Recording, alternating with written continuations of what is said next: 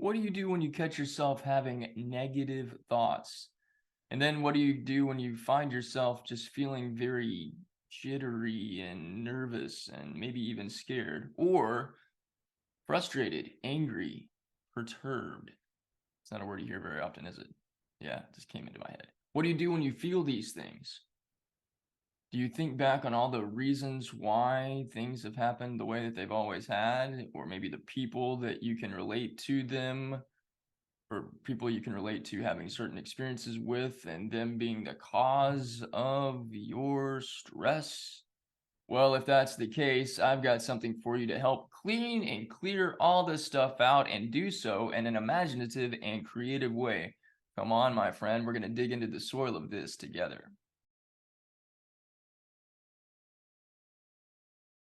Hey, welcome to you. My name is D. Grant Smith. If you are new here, welcome. This is a place where we dig into personal development through the lens of spirituality and storytelling through a process that I call growth farming.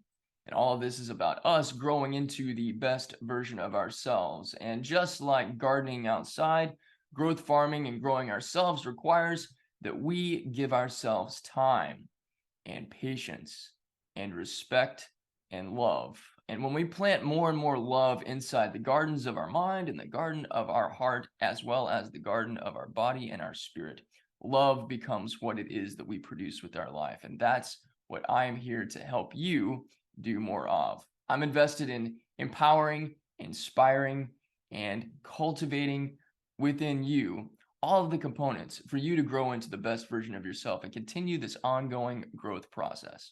So at the beginning of this video, I asked you what you do when you feel or suddenly have thoughts that lead you in all kinds of negative places. Now, those places could be stuff like fear, stress, worry, doubt, anxiety, anger, annoyance, all kinds of different stuff. Especially this is true when we have issues in relationships. Somebody close to us, a member of the family, somebody at work, and if some of the same things have been happening over and over and over again, and you feel all this tension and what do? I'll tell you what I've done. This is something I actually illustrated in one of the stories I have available for you at growthfarming.com. The story is called The Truth That Keeps on Truthing. And this is certainly the case with this story, and certainly the case in what's illustrated in the story that I will share with you here. Inside the story, which I named after my buddy Joe Mojo McCarthy. He's going to be coming up in the next edition of Ray of Sunshine. Mojo is an awesome dude, and because of his leadership and his inspiration in my life, I not only named the lead character in the story after Joe, but I also named the story one of his key catchphrases. Joe's awesome at catchphrases. But inside the story, Joe, and just like in real life, he worked at a college and had some students that he ran into at a coffee shop. And the students were so excited to introduce him to their group of friends. And a couple of them were going through some difficult times in their lives. And the students said, "Hey, could you just speak something into our friend's life? She's having a really tough time with her family and boyfriend, and all these different things are going on." And so as Joe started introducing himself and kind of talking a little bit about things, some of the other students started asking questions too. And what Joe in the story does is paints a picture for them to see that all these experiences that are happening in their lives are not just things that happened out of nowhere. They're the product of stories that they've been telling themselves over and over again, because the same thing is true in our lives. In many of Neville Goddard's books, he talks about how the feeling is the secret. And he also talks about how we write stories and create ideas and use our imagination in ways that are not always productive for us. So if we want to change our lives, we have to change two things. One, change our imagination and have more of a controlled imagination. Also, we need to change the way that we feel when we are imagining something. If you are imagining something and you are feeling stressed, because maybe you're imagining a worst case scenario taking place, or you're reliving a past event that caused you stress or pain or anger or frustration or heartbreak, and you keep reliving that memory over and over again. And hey, I've done that too. I did that all the time when I was going through heartbreak.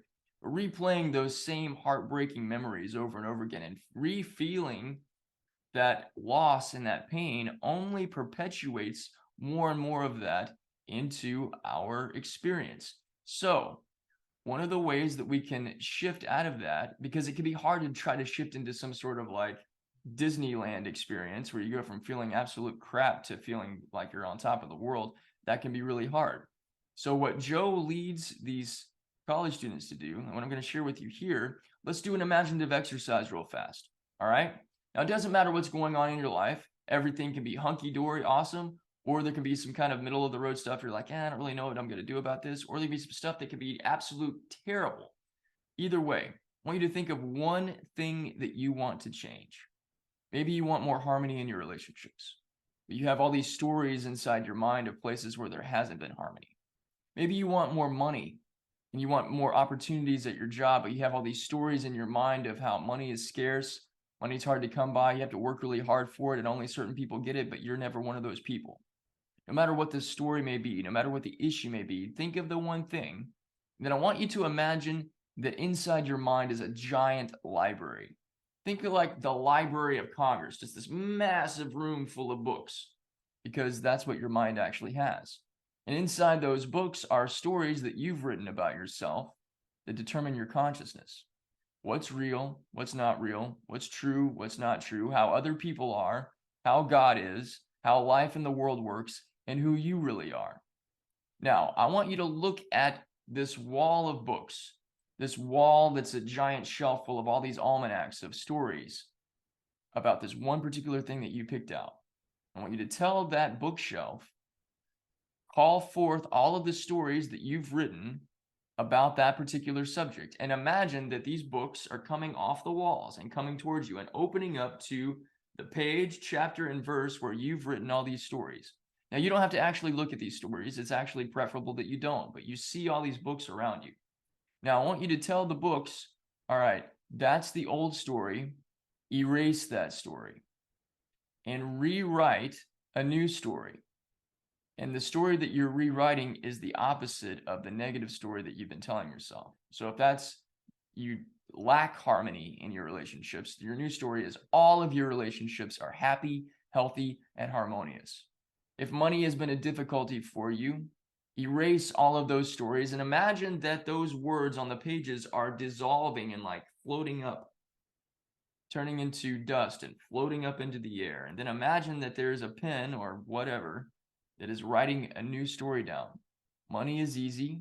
Money is plentiful. Money is always flowing into my life. God is my everlasting and ever increasing supply. And all of my needs are met instantly and continuously. I have an overflow of money coming into me at all times, and I am so happy and grateful. If it's a relationship issue, I am in the most loving, healthy, happy, harmonious relationship of my life. It's a dream come true, and I am so happy and grateful. Whatever the case may be, rewrite the story in all of those books. And imagine, you don't have to see you can see the words being written out if you want to, or you can trust that because you've told your mind that's what you want done, that's what's being done. And then after those stories are rewritten, imagine those books closing and floating back and putting themselves back on the shelf.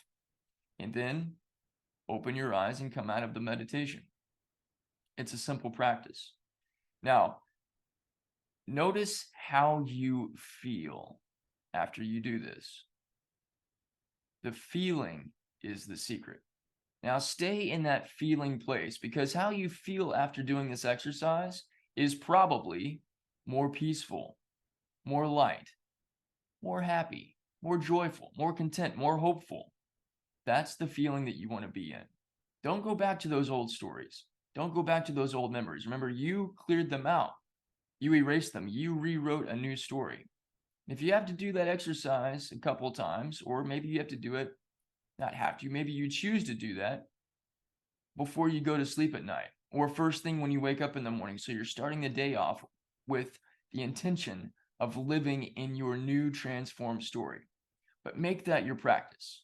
And comment down below if this resonates with you. If you're on board with me of rewriting the story of your life, the stories of your life, and changing your self-concept. Because as you do this, you are changing your concept of self.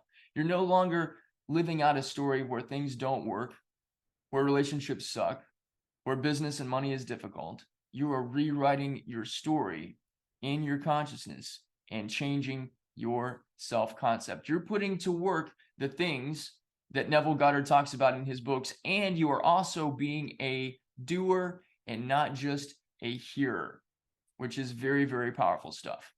If you want more help rewriting the story of your life, send me an email and we'll talk.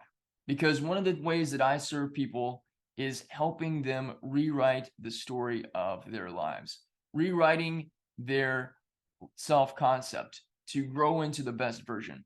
You can grow into the best version of you. I'd love to be a part of that. Let me know how I can help you and serve you in this process. I put my email address below. And oh, before I forget, go grab the book that I mentioned, the story that I mentioned, that I wrote that's all about this, The Truth That Keeps on Truthing. I'll put a link in the description box below. I appreciate you. I love you, and I'll see you again soon.